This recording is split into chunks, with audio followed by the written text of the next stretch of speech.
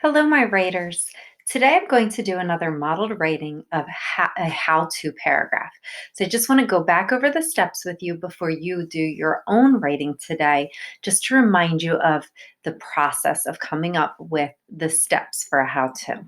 So I need my four fingers up because I need to think about what I do first, next, then last.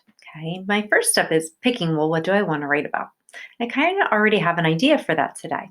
I'd like to write about how to make a cup of tea. So, in how to make a cup of tea, I need to think through my first, next, then last.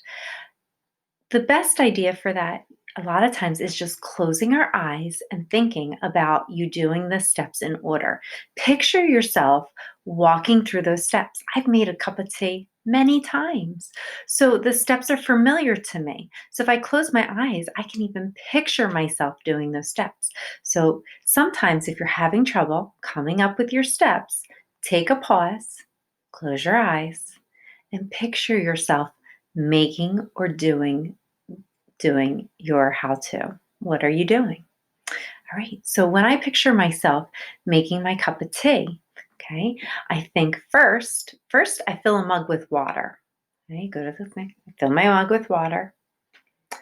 Next, I've got my mug with water. Next, I put my mug in the microwave and I set the microwave for 2 minutes. Then okay, what do I do then? So I'm picturing, okay, the microwave's beeping, take out my mug, I put my tea bag in, and I add a spoonful of honey. Okay, that's fine. Last, what do I do last? Last, I'm picturing, okay, I have my tea bag in, my honey in.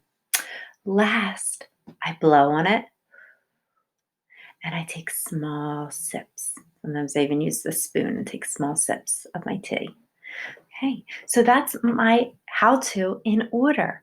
Okay, picturing the steps in your head is a great strategy to make sure that you get your steps in order and that you can really explain what it is that you are doing.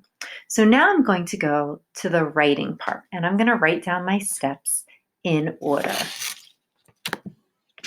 Okay, so the first thing I need to start with is my opening sentence. So remember, my opening sentence is telling my reader what it is that I know how to do. So I'm going to start with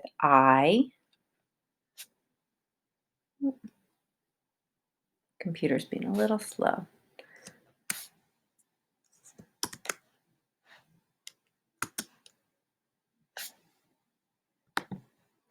Okay. I know, here we go. I know how to, well, what am I telling them I know how to do? I know how to make a cup of tea, period. That's my opening sentence. I know how to make a cup of tea. That's what I'm telling someone how to do right now. Now that I did my opening sentence, now I'm ready to go into my first. So I'm thinking through again. Maybe I need to close my eyes again to picture it.